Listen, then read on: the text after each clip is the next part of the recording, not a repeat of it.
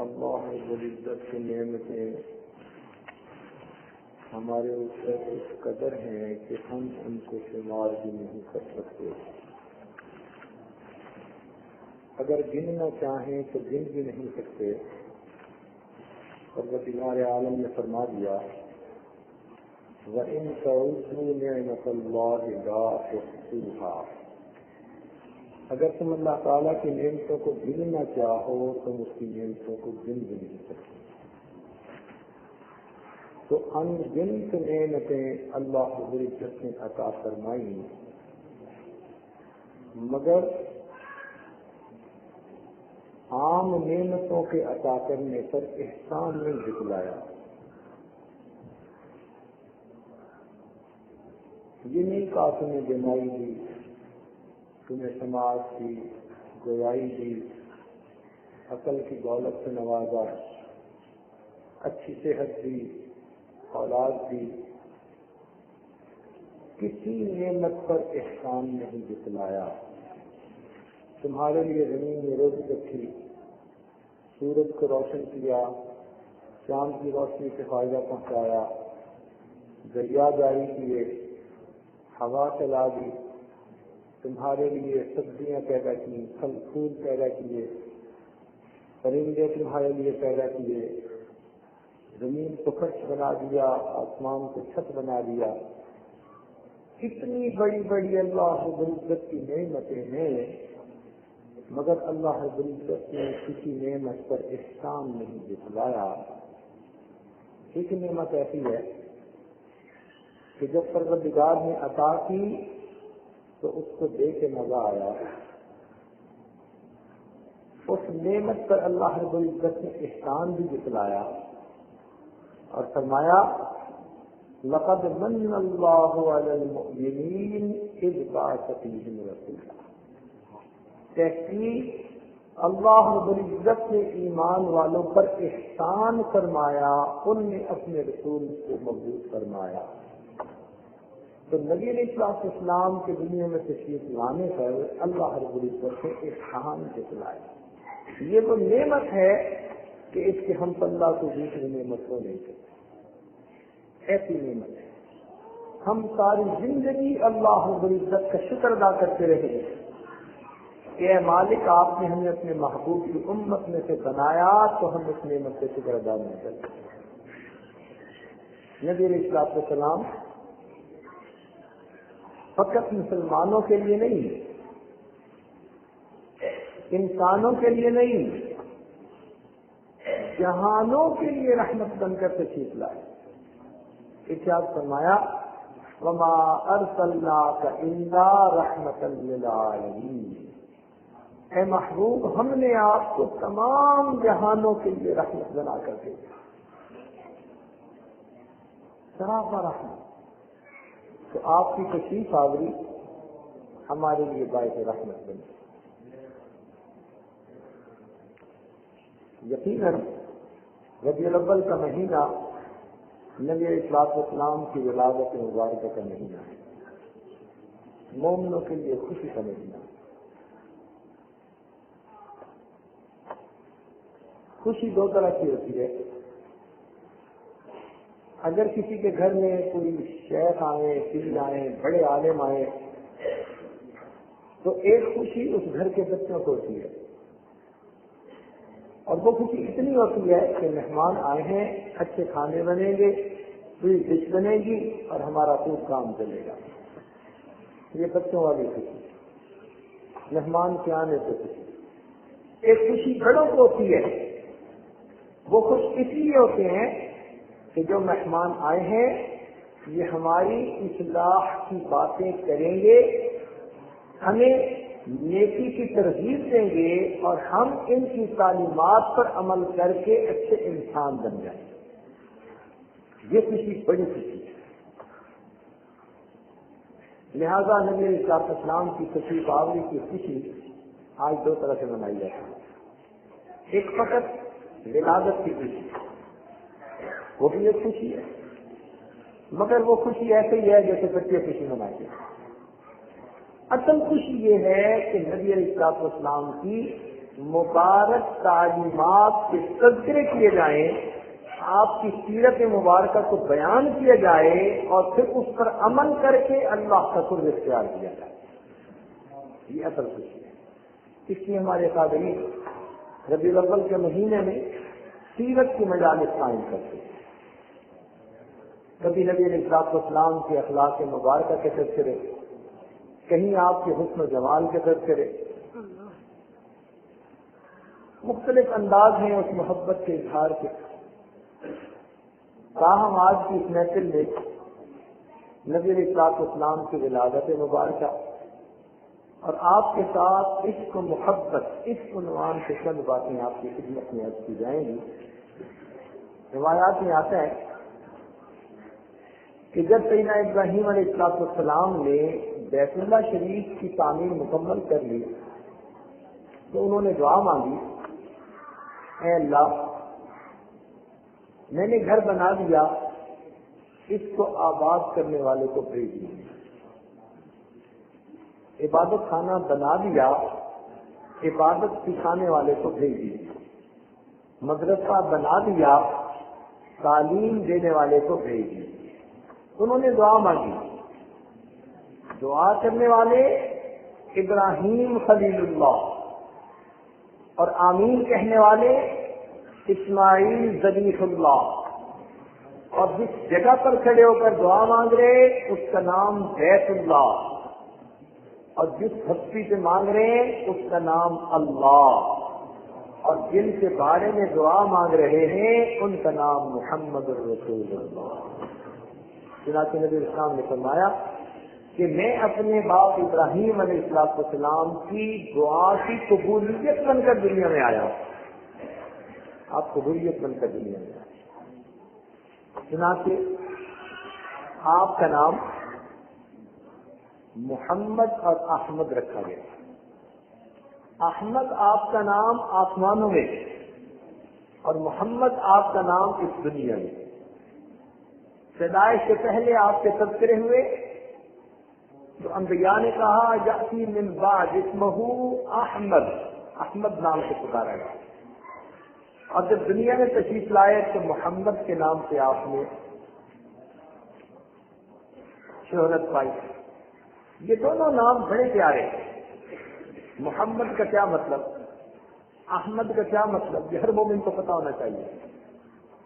احمد کا مطلب وہ ذات جس نے اللہ رب العزت کی سب سے زیادہ تعریفیں بیان کی ہو، اتنی تعریف کوئی اور کر نہ سکا۔ پوری کائنات میں سب سے زیادہ اللہ رب العزت کی تعریفیں کرنے والی ہستی وہ کون ہے؟ رسول اللہ صلی اللہ علیہ وسلم۔ جتنی آپ نے اللہ تعالیٰ کی تعریفیں کی اتنی تعریف کوئی اور نہیں کرتا۔ اور محمد کا کیا مطلب کہ جتنی اس کائنات میں آپ کی تعریفیں دنیا میں کی گئی، انسانوں میں کوئی دوسری ہستی ایسی نہیں کہ دنیا میں جس کی تعریفیں اتنی زیادہ کی گئی۔ تو آپ نے اللہ رب العزت کی سب سے زیادہ تعریفیں کی، اور دوسرے لفظوں میں اللہ نے اس دنیا میں سب سے زیادہ تعریفیں آپ کی کروائی۔ احمد بھی ہیں، محمد بھی۔ یہ نام آپ سے پہلے کسی نے نہیں رکھا۔ اللہ رب العزت نے اپنے محبوب کے لیے ناموں کو خاص رکھا، ایسے پیارے نام اللہ اکبر کر دیا۔ جب آپ کی ولادت مبارکہ ہوئی تو شام کے کچھ علاقوں میں ایک نور ظاہر ہوا۔ آتش پرستوں کی آگ جو کئی سینکڑوں سال سے جل رہی تھی وہ بجھ گئی۔ بیت اللہ شریف کے اندر رکھے ہوئے بت بوندھے آ کر گرے۔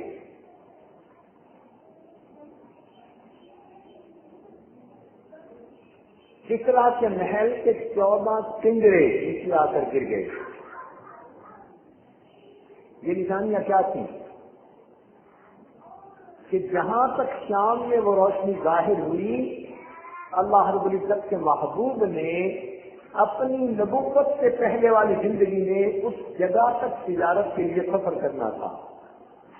اللہ تعالیٰ نے نور کے ذریعے ظاہر فرما دیا میرا محبوب یہاں تک دنیا میں سفر کر رہا ہے. خود اونچے آ کر گرے اور خود کہنے لگے کہ خود پرستی کا زمانہ چلا گیا, اب ایک اللہ رب العزت کی پرستش کا زمانہ آئے. آگ جل گئی, بجھ گئی, 14 کنگرے گرے, اس لیے کہ پھر 14 تاج منتقل ہونے تھے اور ان کے بعد ہمیشہ کے لیے وہ سلطنت اسلام کے زیر سایہ آ جائے.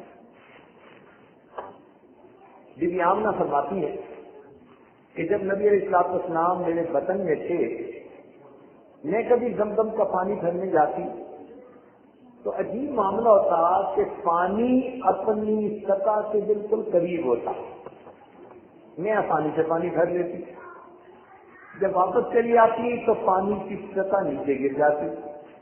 تو مکہ مکرمہ کی عورتیں مجھے پکڑ کے کھڑا کرتی کہتی آمنہ آپ یہی کھڑی رہو, جتنی دیر آپ کھڑی رہیں گی پانی اوپر رہے گا, ہمیں بھرنے میں آسانی ہوگی.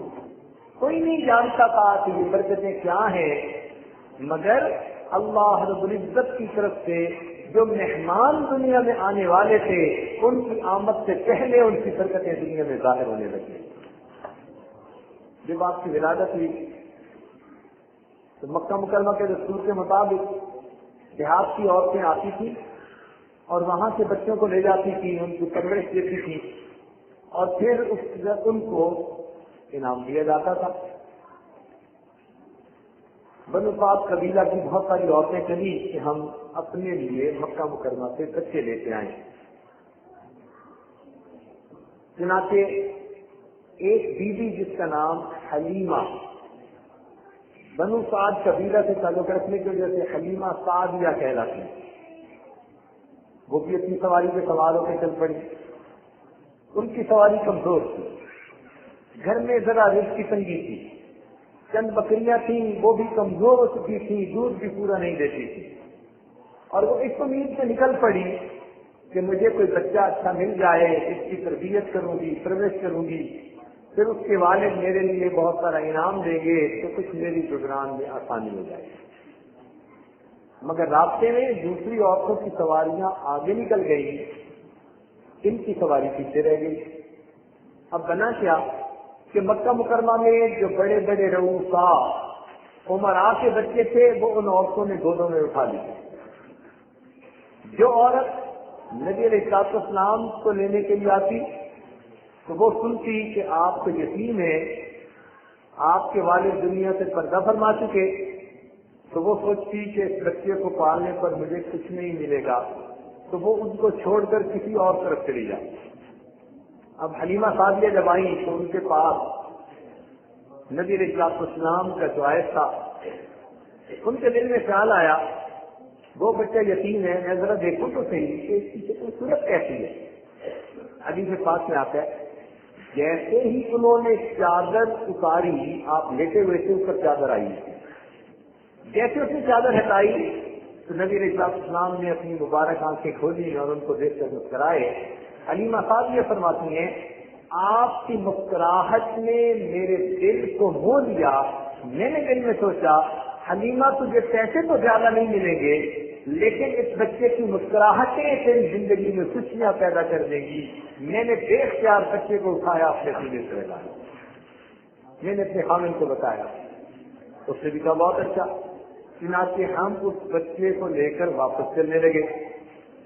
اب ہوا کیا کہ حلیمہ سعدیہ نے بچے کو گود میں لیا ہوا ہے تو ان کے میاں ان کو سواری پر بٹھاتے ہیں. جب وہ بیٹھ گئی تو وہ خود اس کے آگے بیٹھے تاکہ سواری کو لے کر چلے, لیکن جیسے ہی آگے بیٹھتے ہیں سواری چلنے سے انکار کر دیتے ہیں. رسی کھینچتے ہیں, مہار کھینچتے ہیں, اس کو مارتے بھی ہیں, اٹھنے کا نام نہیں لیتی. پریشانی میں نیچے اترے تو سواری اٹھ کے چلنے کے لیے تیار, پھر دکھایا خود اوپر بیٹھے, اس سے سواری نہیں چلتی. جب 2-4 مرتبہ ایسا کیا تو بڑے پریشان ہوئے. دل میں خیال آیا, کہنے لگے حلیمہ تو آگے بیٹھ, میں پیچھے بیٹھتا ہوں.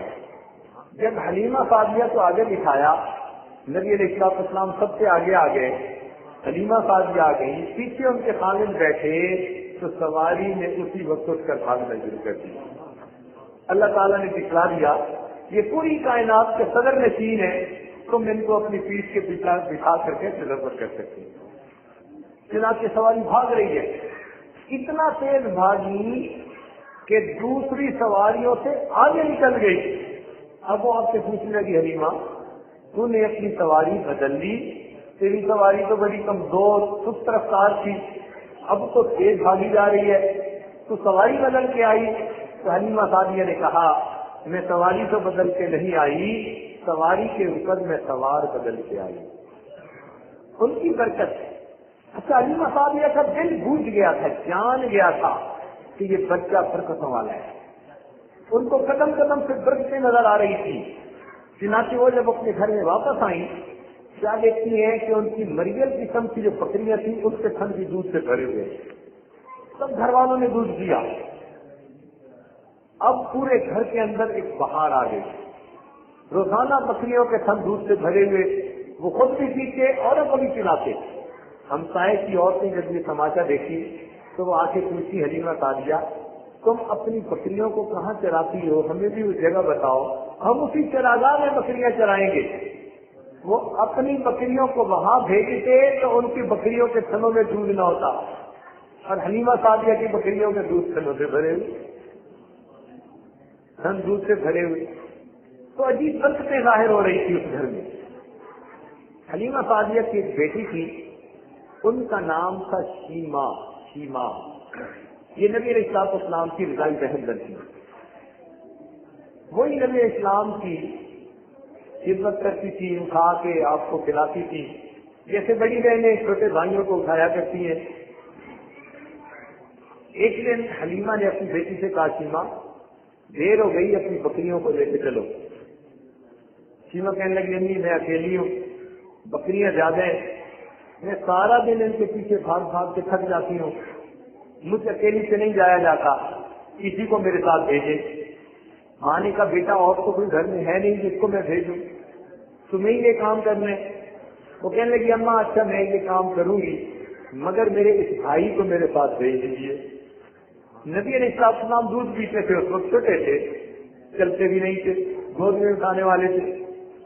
ماں حیران نہیں، کہنے لگی، سیما کیا کہہ رہی ہو، بچے کو سنبھالو گی یا بکریوں کو سنبھالو گی؟ وہ کہنے لگی، امی میں بکریوں کو سنبھال لوں گی، ان سے ساتھ بھیج دیں۔ وہ کہنے لگی، نہیں میں نہیں ایسے بھیجتی۔ سیما پیچھے ہٹ کے بیٹھ گئی، اماں اگر آپ نہیں بھیجیں گی تو مجھ سے بکریاں نہیں سنبھلتی، میں بیٹھ جاؤں گی۔ اب ماں نے پوچھا کہ یہ بات کیا ہے کہ بچے کو بھی لے جاؤ گی، بکریاں بھی سنبھالو گی؟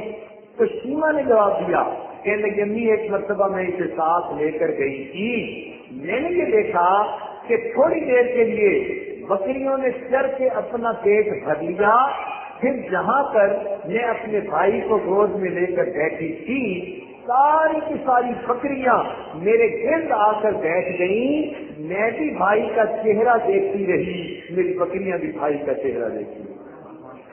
ہم سب بیٹھ کے محبوب کی زیارت کرتے ہیں، اس کے حسن جمال کو دیکھو۔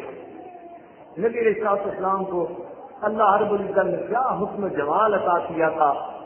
سیدہ صدیقہ دلانہ فرماتی ہے، زلیخا تو نے یوسف علیہ السلام کو دیکھا تو اپنی انگلیاں کاٹی، اگر تو میرے آقا کو دیکھتی اپنے دل کے ٹکڑے کر بیٹھ۔ اللہ تعالیٰ نے ایسا حسن جمال دیا۔ حسان نے دلانہ فرماتے ہیں، وَأَحْسَنَ مِنْكَ لَمْ تَرَ قَطُّ عَيْنِي وَأَجْمَلَ مِنْكَ لَمْ تَلِدِ النِّسَاءُ خُلِقْتَ مُبَرَّأً مِنْ كُلِّ عَيْبٍ كَأَنَّكَ قَدْ خُلِقْتَ كَمَا تَشَاءُ۔ اے محبوب، آپ سے زیادہ حسین دنیا میں کبھی کسی آنکھ نے دیکھا نہیں، اور آپ سے زیادہ خوبصورت کبھی کسی عورت نے کوئی بچہ جنا نہیں۔ اور اے آقا، آپ اس طرح بے عیب دنیا میں پیدا ہوئے جیسے کہ آپ اپنی مرضی سے دنیا میں پیدا ہوئے، مرضی کا حسن جمال جیسے لے کر پیدا۔ اللہ رب العزت نے آپ کو وہ حسن جمال عطا کیا۔ اللہ اے چہرہ شیوائے تو رکھے بتانے آزری، ہر چند وقت می کنم در حسن داں بالا تری آپا کہا گردیدام تیرے بتاور دیدام بٹیا رسوبا دیدام اما سچیزے دیدے. آپ کا حسن جمال تھا ہی کس طرح. نبی اسلام نے کیا فرمایا؟ میرے بھائی یوسف صدیق تھے اور میں ملی ہوں. صدیق کہتے ہیں گھوڑے چکے کو جس کا رنگ بہت گورا ہو اس کو صدیق کہتے ہیں. رنگ گورا ہونا اور چیز ہے، نقش نین کا خوبصورت ہونا یہ اور چیز ہے. لیکن ملی کہتے ہیں جس کا نمکین چہرہ ہو. ایک دفعہ بندہ دیکھے تو دوسری دفعہ دیکھے بغیر چین نہ آئے. جس میں کشش ہو، جو دلوں کو کھینچے، جس کو جاذب نظر کہتے ہیں کہ بندہ متاثر ہوئے بغیر رہ نہیں سکتا، اس کو اردو میں نمکین چہرہ کہتے ہیں. نبی اسلام نے فرمایا کہ میں ملیح ہوں. اور نبی اسلام کو اللہ نے وہ حسن و جمال دیا تھا کہ جو چہرہ آپ کا ایک مرتبہ چہرہ مبارک دیکھ لیتا تھا بس پھر وہ آپ صلی اللہ علیہ وسلم کے خدام نشانے لگا. صحابہ کرام کی جماعت نبی علیہ السلام کے عشاق کی جماعت. تو نبی علیہ السلام کو اللہ نے ایسا اس سے جمال عطا کیا. سیدہ صدیقہ بنانا فرماتی ہے کہ میں نے نبی علیہ السلام کی مبارک آنکھوں میں وہ حیا دیکھی جو میں نے مدینہ کی کنواری لڑکیوں کی آنکھوں میں بھی نہیں دیکھی. آنکھوں میں وہ حیا تھی، چہرے پہ وہ نور تھا، ایک نظر پڑتی تھی انسان اپنا دل دے بیٹھتا. اللہ چنانچہ ایک صحابی نبی علیہ السلام کی خدمت میں حاضر ہونے کے لیے آئے، مسجد کے دروازے پر کھڑے ہیں. کچھ قدرتی بات سے رخ ایسا تھا کہ نبی علیہ السلام تشریف فرما ہے اور آپ کے پیچھے چودھری کا چاند آسمان پر ہے.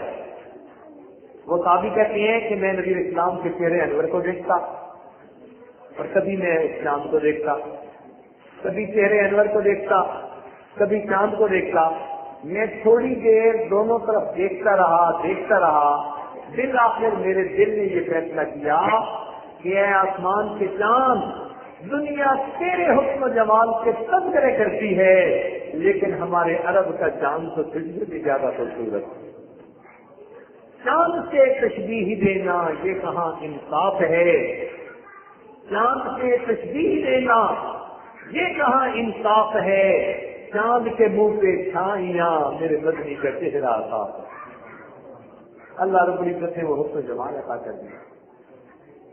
نازاں ہے جس پہ حسن وہ حسن رسول ہے.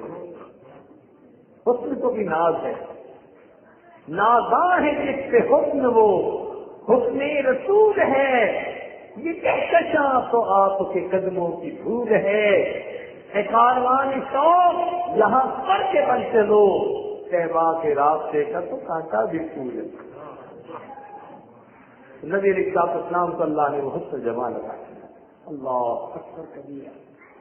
چنانچہ بعض صحابہ ایسے تھے جنہوں نے یہ قسمیں کھائی ہوئی تھی ہم صبح اٹھیں گے تو آنکھیں اس وقت کھولیں گے جب ہماری سب سے پہلی نگاہیں نبی علیہ السلام کے چہرے انور پر پڑیں.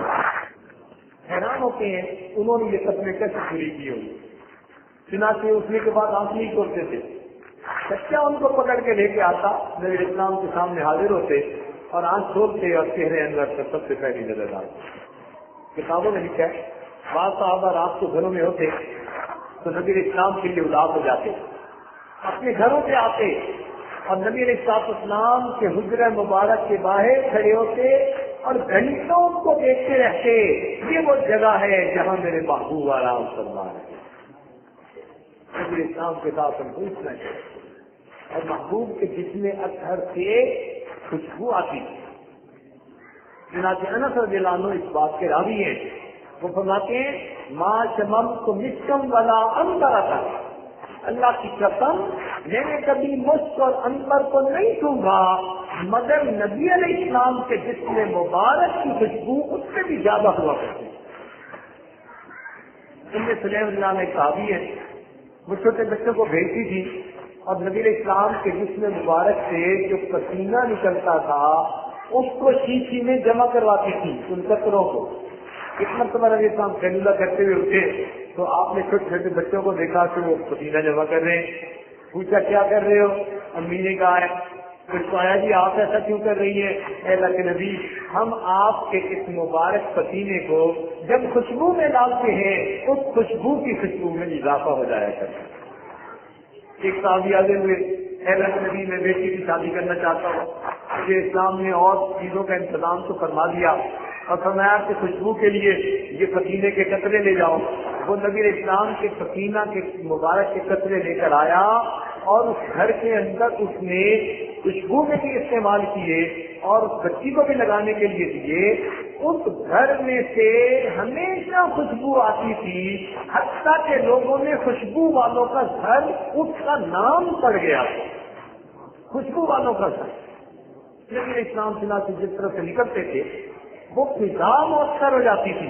صحابہ کرام کہتے ہیں کہ کئی مرتبہ ہم نے نبی اسلام کو ڈھونڈنا ہوتا, ہم راستے کی خوشبو سے نبی اسلام کے جانے کا اندازہ لگا لیا. ایسا ہے جس میں اچھا اس میں خوشبو, اس میں جمال ایسا تھا. اللہ اکبر کبیرہ. تو اللہ رب العزت نے آپ صلی اللہ علیہ وسلم کو حسن جمال کو عطا کیا کہ ایسا حسن جمال دنیا میں کسی کو ملا. اس لیے تشریح شریف کے لانا فرماتی ہے لنا شمسم وللآفاق شمس. کیا تھا اے آسمان ایک تیرا بھی چاند ہے اور ایک میرا بھی چاند ہے. آسمان تیرا چاند تو صبح کو طلوع ہوتا ہے اور میرا چاند عشاء کے بعد طلوع ہوتا ہے. اور اے آسمان کہ چاند تو فقط اسی دنیا کو اپنی روشنی سے منور کرتا ہے اور میرے چاند کی روشنی تمام کائنات کے عالم کو اپنے نور سے منور کرتی ہے. اللہ اللہ رب العزت سے یہ مہربانی. آگے کچھ تو اللہ رب العزت نے نبی علیہ السلام سے جو حسن جمال عطا فرمایا, یہ اللہ رب العزت نے اپنے محبوب کو جمال عطا کیا. اس چہرے انور کا کیا کہنا کہ جس کو اللہ رب العزت محبت کی نظر سے دیکھتے. قرآن مجید نے فرمایا قد نرى تقلب وجهك في السماء. اے محبوب جب آپ آسمان کی طرف دیکھتے تھے تو اس وقت ہم محبت کے ساتھ آپ کے چہرے کو دیکھتے تھے. اللہ آپ کے جسم مبارک کے مختلف اعضاء کے تذکرے قرآن مجید کے. تو حسن و جمال کی بات ہو رہی تھی. نبی علیہ السلام کو اللہ رب العزت نے ایسا جمال عطا کیا کہ اس جمال کے تذکرے آج کتابوں میں پڑھ کر انسان حیران ہو جاتا ہے. اس لیے صحابہ کرام آپ صلی اللہ علیہ وسلم کے اشراف تھے.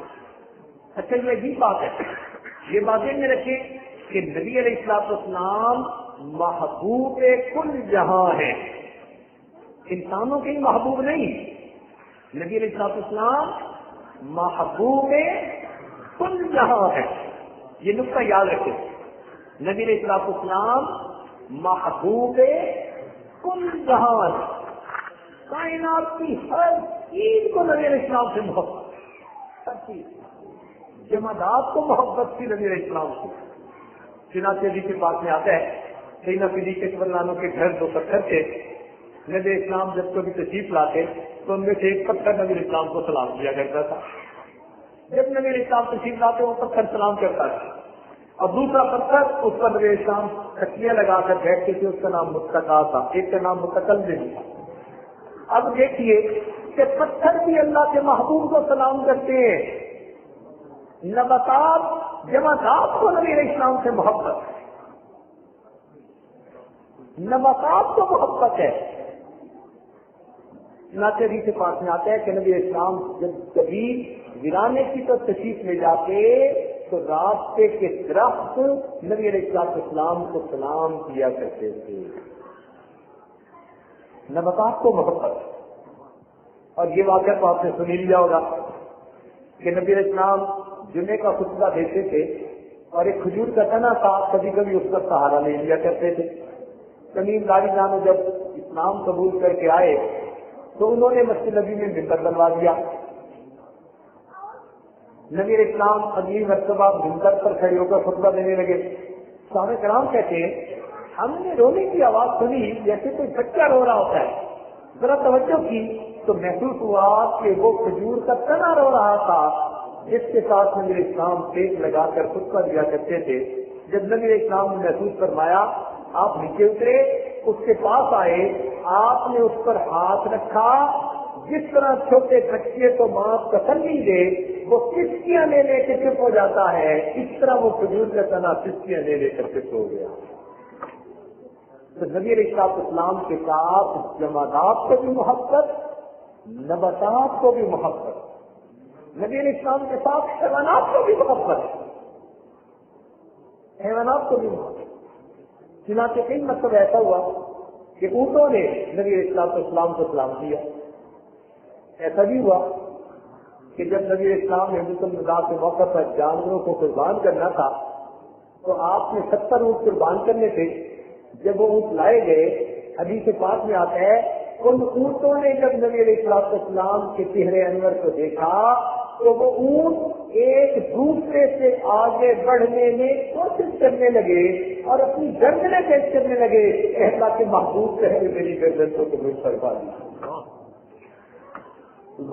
حیوانات کو محبت ہے, نباتات کو محبت ہے, جمادات کو محبت ہے, اور انسان کو دلاتے انسان.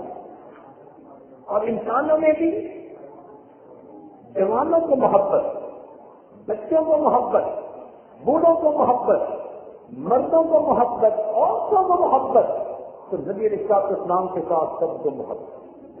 اس لیے نبی علیہ السلام محبوب کل جہاں ہے, محبوب کل جہاں. صحابہ کو کیسی محبت تھی, سبحان اللہ. حدیث پاک میں آتا ہے کہ بچوں کو محبت تھی. نبی علیہ السلام کے ساتھ بچوں کو محبت تھی. ایک مرتبہ نبی السلام عید کی نماز کے لیے تشریف سے جانے لگے. دیکھا کہ راستے میں کچھ بچے کھیل رہے. بچوں نے جب دیکھا تو انہوں نے سلام عرض کیا. نبی علیہ السلام نے جواب دیا, آگے چل پڑے. جب تھوڑا آگے بڑھے تو دیکھا کہ ایک بچہ اداس پریشان بیٹھا ہوا سوچ میں گم ہے. تو نبی علیہ السلام کھڑے ہو گئے. آپ نے پوچھا کہ بچے تم اتنا پریشان کیوں؟ بہت کرنے لگا, اللہ کے نبی میں یتیم مدینہ ہوں, میرے والد نہیں کہ میرے لیے کپڑے لاتے یا میرے لیے آج کچھ انتظام ہوتا پیسوں کا, میں دوسروں کے ساتھ کھیلتا, میں اداس بیٹھا ہوں. نبی علیہ السلام فرمانے لگے اچھا اگر تمہارے باپ نہیں تو آؤ تمہیں میں اپنے گھر لے چلتا ہوں, تیار کرتا ہوں, اس لیے کہ میں تمہارے باپ کی مانے ہوں. وہ بچہ بڑا خوش ہو کے کھڑا ہو گیا. نبی علیہ السلام کو لے کے اپنے گھر تشریف لائے. جب گھر آئے تو آپ نے سنگا تشریف لانے کو آواز دی. فرمایا حمیرہ, عرض کیا لبیک یا رسول اللہ, اے اللہ کے رسول میں حاضر ہوں. فرمایا کہ یہ چھوٹا بچہ ہے, تم اس کو نہلاؤ اور اس کو جو عید کے لیے تیار کر دو. چنانچہ اس چھوٹے بچے کو نہلا دیا گیا. نبی علیہ السلام نے اپنی چادر کا ایک ٹکڑا کاٹا اور اس کو تہبند باندھنے کے لیے دیا. اس نے کچھ لپیٹ بھی لیا. جب وہ دماغ میں لپٹ گیا تو اس کے سر سے تیل لگایا گیا, اس کی آنکھوں میں سرما ڈالا گیا اور وہ بڑا اس کے بالوں میں کنگھی کی گئی, خوشبو لگائی گئی. وہ بچہ بڑا خوش ہو گیا کہ آج مجھے عید کی نماز کے لیے تیار کر دیا گیا. اب وہ بچہ آپ کے ساتھ چلنا چاہتا تھا. ابھی سے پاس میں آتا ہے اللہ کے محبوب بیچ میں بیٹھ گئے. آپ نے فرمایا کہ تو یقین ہے تو تو آج پیدل چل کے نہیں, آج میرے کندھوں کے اوپر سوار کر جائے. چنانچہ وہ بچہ نبی اسلام کے مبارک کندھوں کے اوپر سوار ہو گیا اور آپ اس کو لے کر اسی حالت میں باہر تشریف لائے. اب جب وہاں سے گزرے جہاں وہ بچے کھیل رہے تھے تو بچوں نے دیکھا تھوڑی دیر پہلے یہ مغموم تھا, ایک طرف بیٹھا ہوا تھا, ابھی نبی اسلام کے مبارک کندھوں پر سوار ہو کے نہا کے آ رہا ہے. تو وہ بڑے حیران ہوئے. اتنے میں اس بچے نے کہا کہ دیکھو مجھے نبی علیہ السلام کے گھر میں نہلایا گیا, تیار کیا گیا اور مجھے اس کے کپڑے پہنائے گئے. اللہ کے نبی مجھے عید کی نماز کے لیے لے کے جا رہے ہیں. جب اس بچے نے یہ کہا تو یہ جو کھیلنے والے بچے تھے ایک بچے نے ٹھنڈی سانس لی اور کہنے لگا کاش میں یتیم ہوتا اور اللہ کے نبی آج مجھے بھی اپنے کندھوں پر سوار فرما لیتے. سبحان اللہ, کاش میں یتیم ہوتا اور اللہ کے محبوب مجھے اپنے کندھوں پہ سوار فرما لیتے. نبی اسلام سے بچے کو لے کر مسجد نبی میں تشریف لائے. جب آپ منبر کے اوپر چڑھے تو وہ بچہ نیچے بیٹھنے لگا. ابھی سے پاس میں آتے آپ نے سمجھا نہیں تو نیچے نہیں بیٹھے گا. جہاں آپ تشریف فرما تھے آپ نے یتیم بچے کو اپنے پاس بٹھایا اور پھر اس کے سر پر شفقت رکھا اور فرمایا کہ جو یتیم بچے کی کفالت کرے یا محبت کی وجہ سے اس کے سر کے اوپر شفقت کا ہاتھ رکھے, اس کے ہاتھ کے نیچے جتنے بال ہوں گے اللہ تعالیٰ اپنی نیکیاں اس کے نام اعمال میں عطا فرما دیں گے. تو بچوں پر یہ اسلام کے ساتھ ایسی محبت, حیران ہوتے. سید اسماء رضی اللہ تعالیٰ عنہ صدیق رضی اللہ عنہ کی بڑی بیٹی عائشہ صدیقہ رضی اللہ تعالیٰ عنہ کی بڑی بہن, جب ہجرت کے موقع پر سیدنا صدیق رضی اللہ عنہ چلے تو آپ نے اپنی بیٹی کو کہا کہ بیٹی کی چھوٹی ہے, ہم غار طور میں رہیں گے 2 دن, تم وہاں ہمیں کھانا پہنچا دینا کیونکہ تم چھوٹی ہو, کسی کو اتنا تمہارا پتہ بھی نہیں چلے گا. چنانچہ سیدہ اسماء ایک دن تو کھانا پہنچا کے آئی. جب دوسرے دن گئی تو نبی علیہ السلام نے دیکھا کہ چہرہ مغموم ہے, ماتھے کے اوپر چوٹی لگی ہوئی ہے. تو نبی علیہ السلام نے فرمایا اسماء تجھے کیا ہوا, تو آج بڑی غمزدہ معلوم ہوتی ہے. تو پہلے تو چپ رہی, پھر رد کرنے لگی ہے اللہ کے نبی کل جب میں آپ کو کھانا دے کر واپس جا رہی تھی راستے میں مجھے ابو جہل مل گیا. ابو جہل نے مجھے پکڑ لیا, کہنے لگا ابو بکر کی بیٹی تجھے پتا ہوگا کہ تمہارے پیغمبر اسلام کہاں ہیں, بتاؤ تمہیں پتا ہے. اللہ کے نبی میرے سچ بتا دیا کہ ہاں مجھے پتا ہے اللہ کے محبوب کہاں ہے. اس نے کہا کہ مجھے بتا کے وہ کہاں ہے. میں نے کہا تمہیں میں ہرگز نہیں بتاؤں گی. اللہ کے نبی اس نے مجھے دھمکایا, اس نے مجھے ڈانٹا, اس نے کہا میں سب تکلیف دوں گا, سزا دوں گا, تمہیں پٹائی کروں گا. میں نے کہا جو مرضی کرنا ہے کر لے, میں نبی اسلام کے بارے میں نہیں بتاؤں گی. چنانچہ اس نے اچانک ایک زوردار تھپڑ میرے چہرے پہ لگایا. اللہ کے نبی میں نیچے جا کر گری, میرا ماتھا چٹان میں لگا, اونگ آ گیا. میں اس کے کھڑی ہوئی, اس نے مجھے بالوں سے مضبوطی سے پکڑ لیا, کہنے لگا اسماء تجھے جان سے مار دوں گا, بتا تمہارے پیغمبر کہاں ہے. اللہ کے نبی نے اسے کہا کہ ابو جہل میری جان تو تیرے حوالے, مگر میں محمد عربی کو تیرے حوالے نہیں کروں. کیونکہ بچوں کو اتنی محبت, میری جان تو تیرے حوالے, میں محمد عربی کو تیرے حوالے. بچوں کو اتنا پیار تھا نبی رشتہ, جوانوں کو اتنی محبت. چنانچہ ایک صحابی احد کے میدان میں زخمی ہو گئے, ان کے قدم ان کو ملے, انہوں نے پوچھا بھائی تیری زندگی کی کوئی خواہش ہو تو بتا دے. انہوں نے کہا جی ایک ہی تمنا ہے کہ نبی علیہ السلام کے قدموں میں ایک مرتبہ حاضری نصیب ہو جائے. چنانچہ ایک صحابی نے زخمی حالت میں ان کو اپنے کندھے پہ اٹھایا اور لے کر چل پڑے. ایک جگہ نبی علیہ السلام چٹان کے اوپر تشریف فرما کے اور آپ نے اپنے دونوں ٹانگیں مبارک نیچے لٹکائی ہوئی تھی, وہ صحابی کو لے کر پہنچے اور انہوں نے جا کر اس کو زمین پر قدم ٹھکائے اور کہا کہ دیکھو اللہ کے نبی تمہارے سامنے ہیں. جیسے انہوں نے کہا اس زخمی صحابی جو بے ہوشی کے قریب تھے, ان کے جسم میں پتہ نہیں کہاں سے طاقت آ گئی. نبی اسلام کے چہرے انور کو دیکھا اور آپ کے قدموں میں گر کر انہوں نے جان دے دی. کسی نے اس کو یوں کہا نکل جائے دم تیرے قدموں کے نیچے, یہی ہے تمنا, یہی آرزو ہے. اور کسی اور شاعر نے اس کو ایک اور انداز سے کہا, اس نے کہا کہ وہ زبان حال سے یوں کہہ رہے تھے آقا تیری معراج سے تو لوح قلم تک پہنچا, آقا تیری معراج سے تو لوح قلم تک پہنچا, اور میری معراج سے میں تیرے قدم تک پہنچا. تیری معراج سے تو لوح قلم تک پہنچا, میری معراج میں تیرے قدم تک پہنچا. نوجوانوں سے ایسی محبت. اللہ چنانچہ نوجوان صاحب اپنے گھر سے آتے ہیں, بڑے مغموم ہیں, اے اللہ کے نبی یہاں تو جب بھی دل اداس ہوتا ہے آپ کی خدمت میں حاضر ہوتے ہیں، آپ کے دیدار سے آنکھیں ٹھنڈی کر دیتے ہیں۔ اے اللہ کے نبی جنت میں آپ تو اونچے درجوں میں ہوں گے اور ہم گئے بھی تو نیچے درجے میں ہوں گے۔ اے اللہ کے نبی اگر جنت میں آپ کا دیدار نہ ہوا تو پھر بتائیے کہ جنت میں کیا مزہ آئے۔ اب ذرا سوچنے کی بات ہے کہ صحابہ یہ بات پوچھنے کے لیے آئے کہ اگر وہاں آپ کا دیدار نہ کر سکے تو پھر ہمیں جنت میں کیا مزہ آئے گا؟ نبی علیہ السلام سے سن کر خاموش ہو گئے۔ اس لیے جن اسلام پیغام لے کر آئے کہ اللہ رب العزت کی طرف سے یہ فرمان ہے المرء مع من احب۔ نبی علیہ السلام نے یہ فرمان صحابہ کو سنا دیا کہ جنت میں بندہ اسی کے ساتھ ہوگا جس کے ساتھ اس کو محبت ہوگی۔ صحابہ کرام کہتے ہیں نبی علیہ السلام کی ایک حدیث کو سن کر جتنی خوشی ہمیں ہوئی کسی دوسری حدیث کو سننے سے ہمیں اتنی خوشی حاصل نہیں ہوئی۔ یہ انڈورسمنٹ تھی کہ اس محبت کی وجہ سے ہمیں نبی اسلام کی قدموں میں قیامت سے مل جگہ مل جائے۔ تو صحابہ کے نزدیک سب سے بڑی نعمت یہ تھی کہ قیامت میں نبی اسلام کا ساتھ نصیب ہوگا، آپ کے قدموں میں جگہ مل جائے۔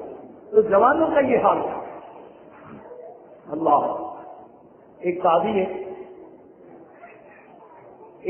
ہے تشریف فرمائے، نبی علیہ السلام نے فرمایا کہ بھائی جس نے جس سے کوئی زیادتی کی ہو وہ دنیا میں اس کو بدلہ دے دے، اپنا حساب سمیٹ لے۔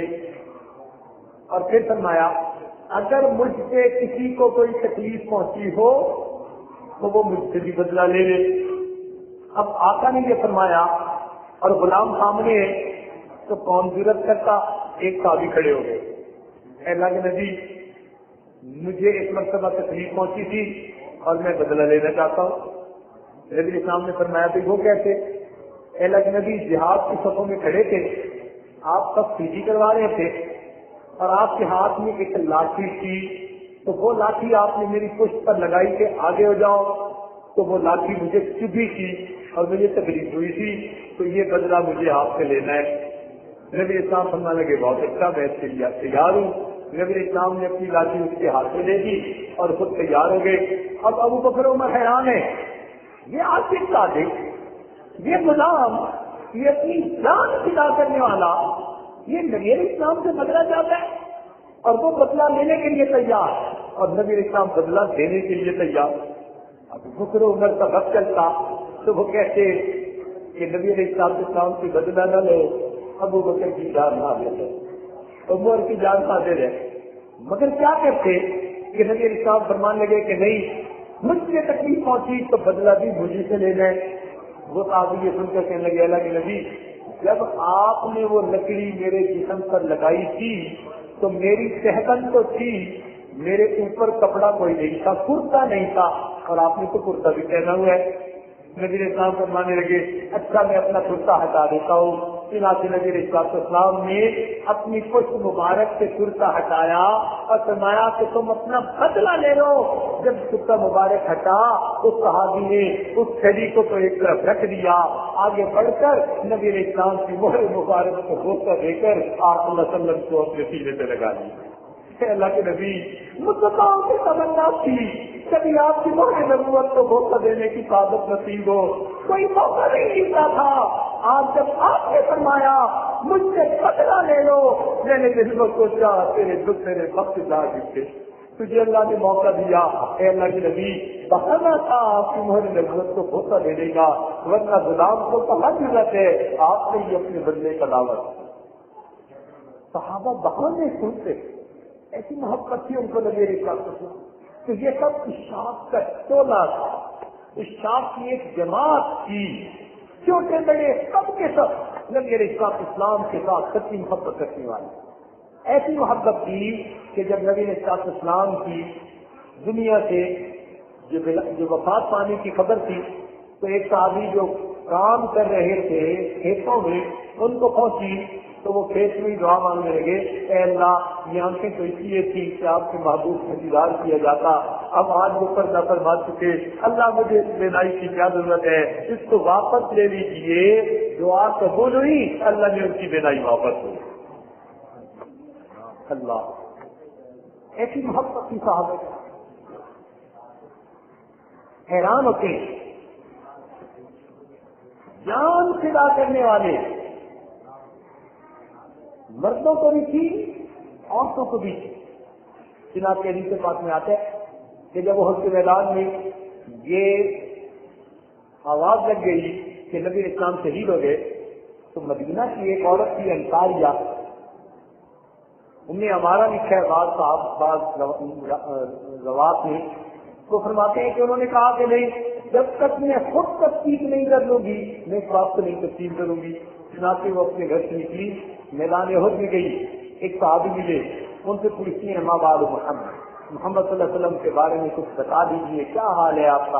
انہوں نے فرمایا مجھے تو پتہ نہیں، البتہ میں نے تیرے بیٹے کو فلاں جگہ شہید ہوتے ہوئے دیکھا۔ اب کس عورت کو بیٹے، جوان بیٹے کی شہادت کی خبر ملے تو اس کے جسم میں بجلی کی لہر دوڑ جاتی ہے، مگر یہ عورت سب سے مسیح ہوتی اور آگے بڑھتی ہے۔ دوسرے صحابی سے پوچھا ما بال محمد صلی اللہ علیہ وسلم کا کیا حال ہے؟ ان کا پتہ نہیں، البتہ میں نے تیرے بھائی کو فلاں جگہ شہید ہوتے دیکھا۔ یہ پھر کا سے مت نہیں ہوتی، آگے بڑھ کر پھر کسی اور سے پوچھتی ہے ما بال محمد صلی اللہ علیہ وسلم کا کیا حال؟ انہوں نے کہا پتہ نہیں، میں نے تیرے شوہر کو فلاں جگہ شہید پڑے دیکھا ہے۔ وہ جو ہے اس پر بھی کب سے مت نہیں ہوتی، اور آگے بڑھی اور پوچھتی ہے چوتھے صحابی سے کہ نبی اسلام کے بارے میں بتا دیجیے۔ انہوں نے کہا نبی اسلام کو فلاں جگہ سے چاند پر تشریف فرما ہے۔ وہ آئی، نبی اسلام کے قریب اپنی سواری سے اتر گئی اور نبی اسلام کی چادر مبارک کا سونا پکڑ کر کہنے لگی کل مصیبت بعد محمد جلل، نبی علیہ السلام کا دیدار کر لینے کے بعد میرے لیے دنیا کی سب مصیبتوں کو جھیلنا آسان ہو گیا۔ ایسی بات چنانچہ نبی اسلام نے ایک مرتبہ فرمایا صحابہ کو کہ جہاد کی تیاری کرو۔ چنانچہ مدینہ طیبہ کے ہر گھر میں تیاری ہونے لگ گئی، ہر گھر میں تیاری۔ ایک عورت ہے، ان کے گھر میں دودھ پیتا معصوم بچہ ہے، چند مہینے کا۔ اب وہ بچے کو گود میں لے کے بیٹھی رو رہی ہے۔ جب رونے لگی اور رو رو کر ہلکان ہوئی تو پھر اس کے کھڑی ہوئی، اپنے بچے کو سینے سے لگایا اور لے کر مسجد نبوی میں حاضر ہوئی اور اپنے بچے کو نبی علیہ السلام کی مبارک گود میں آ کر نکال دیا اور عرض کرنے لگی ہے اللہ کے نبی میرے اس بیٹے کو جہاد کے لیے قبول فرما دیا۔ نبی علیہ السلام نے فرمایا یہ چھوٹا دوسری کا بچہ یہ سفر سے کیسے جا سکتا ہے؟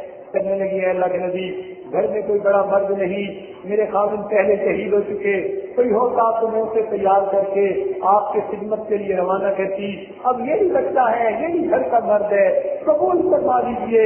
ادھر سے اصرار ہے، ادھر سے انکار، ادھر سے اصرار، ادھر سے انکار۔ جب نبی اسلام نے بار بار فرمایا کہ یہ بچہ کیسے جہاد کر سکتا ہے تو وہ عورت کہنے لگی اے اللہ کے نبی اس بچے کو قبول کر لیجیے اور کسی ایسے مجاہد کو دے دیجیے کہ جس کے پاس ڈھال نہ ہو، تاکہ جب وہ مجاہد دشمن سے لڑنے کے لیے جائے اور سامنے سے تیروں کی بارش ہو تو وہ مجاہد ان تیروں سے بچنے کے لیے میرے بیٹے کو آگے کر دے، میرا بیٹا دشمن کے تیروں کو روکنے کے کام آ سکتا۔ حیران ہوتے ہیں کیسی محبتیں تھی ان کو نبی علیہ السلام۔ اللہ چنانچہ جب نبی السلام نے قضا فرما دیا تو بلال نام جو نبی السلام کی مؤذن تھے انہوں نے سوچا اب میں یہاں اذان دوں گا، پہلے تو اذان دیتا تھا اور نبی علیہ السلام کا دیدار بھی ساتھ کیا کرتا تھا، اب نبی علیہ السلام تو ہے نہیں تو اس لیے میں یہاں سے چلا جاتا ہوں۔ چنانچہ شام چلے گئے اور وہاں جا کر رہنے لگے۔ کچھ عرصے کے بعد کئی سالوں کے بعد انہوں نے خواب دیکھا، نبی علیہ السلام کا دیدار نصیب ہوا۔ محبوب نے فرمایا بلال یہ کیا معاملہ ہے کہ ہم سے ملاقات کے لیے تم آتے ہی نہیں؟ جب آنکھ لی اسی وقت اپنی بیوی سے کہنے لگے کہ میں ابھی سفر کے لیے روانہ ہو رہا ہوں۔ چنانچہ سفر پر اکیلے روانہ ہو گئے، مدینہ طیبہ پہنچے، آقا کی خدمت میں آ کر سلام پیش کیے۔ جب نماز کا وقت ہوا لوگوں نے فرمائش کی کہ بلال رضی اللہ تعالیٰ عنہ سے کہ آپ اذان دے دیجیے، آپ نے پہلے انکار فرمایا کہ مجھ میں قیمت نہیں، میں اذان دیتا تھا، محبوب کا دیدار کیا کرتا تھا، آج محبوب کا چہرہ سامنے نہیں ہوگا، میں اذان نہیں دے سکوں گا۔ پھر حسن حسین تشریف لائے، دونوں شہزادوں نے بھی آگر فرمائش کی، شہزادوں کی فرمائش ایسی تھی انکار نہ کر سکے، چنانچہ اذان دینے لگے۔ جب اذان کی آواز شروع ہوئی تو مدینہ طیبہ کے مرد و عورتوں کی کانوں میں وہ الفاظ گونجے کہ نبی اسلام کے مبارک زمانے میں زندگی میں گونجا کرتے تھے۔ تو حدیث پاک میں آتا ہے کہ مرد بھی پریشان ہو کر باہر آ گئے اور عورتیں اپنے کرتے لے کر وہ بھی باہر آ گئی معلوم کرنے کے لیے کہ یہ بلال کی آواز کیسے آ گئی۔ اتنے سالوں کے بعد جب بچے نبی کے قریب پہنچے، مجمع لگ گیا، پھر رونے لگ گئی عورتیں نبی علیہ السلام کو یاد کر کے۔ اتنے میں ایک عورت نے چھوٹے بچے کو اٹھایا ہوا تھا، وہ اپنی ماں سے پوچھنے گا اماں بلال نام تو واپس آ گئے ہیں، بتاؤ نبی علیہ السلام کب واپس آئیں گے، میں ان کا بھی دیدار کرنا چاہتا ہوں۔ بچے کی بات سن کر تو پھر عورتیں دھاڑے مار کے رونے لگ گئی۔ یہ استاد کا مجمع تھا، نبی علیہ السلام کی ایک ایک تعلیم کو انہوں نے اپنے جسم کے اوپر لاگو کیا تھا، سر کے بالوں سے لے کر پاؤں کے ناخنوں تک وہ نبی علیہ السلام کی سنت سے اپنے آپ کو مزین کر چکے تھے۔ یہ نبی علیہ السلام کی مبارک سیرت ہے اور آپ کو اس کو محبت ہے جس پر ہمیں عمل کرنا چاہیے۔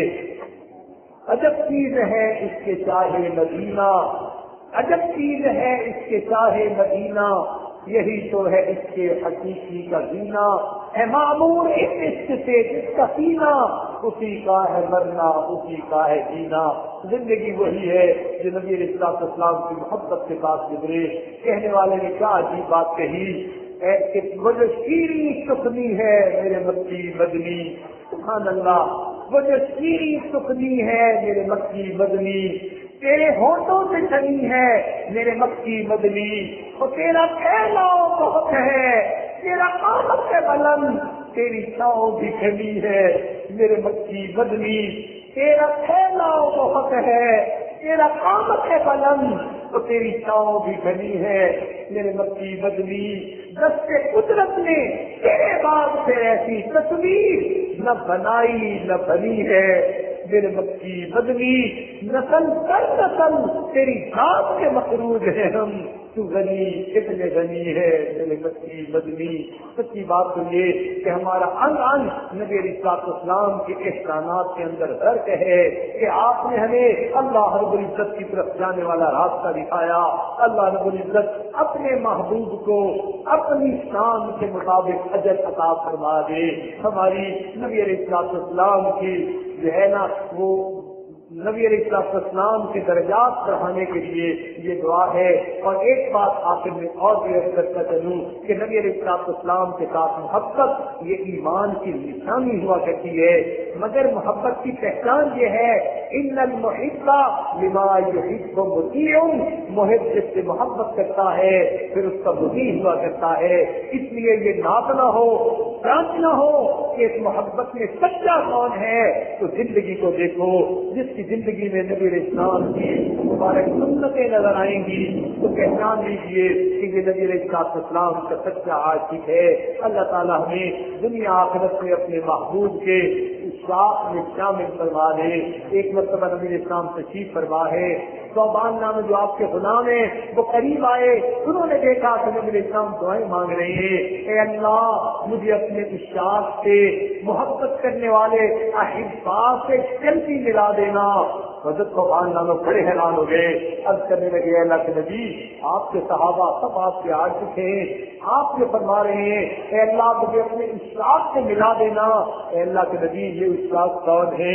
نبی علیہ السلام نے فرمایا صوبان تمہارے دلوں میں بھی میری محبت ہے، لیکن تم نے تو وہی جو اترتے ہوئے دیکھا، تم نے جبریل علیہ السلام کو آتے دیکھا، تم نے میرا دیدار کیا، تمہارے دلوں میں محبت تو ہونا ایک فطری سی بات ہے، مگر صوبان میرے بعد میری امت کے کچھ ایسے لوگ آئیں گے کہ جنہوں نے دور کا زمانہ پایا ہوگا، انہوں نے میرا دیدار نہیں کیا ہوگا، فقط کتابوں میں میرے تذکرے پڑھے ہوں گے یا اپنے علماء سے میرے بارے میں تذکرے سنیں گے، ایسا عام ان کے دل میں میری ایسی محبت ہوگی کہ اگر انہیں موقع ملتا اپنی اولاد کو دیکھ کر وہ میرا دیدار کر لیتے، وہ یہ سودا کرنے کے لیے بھی تیار ہو جاتے۔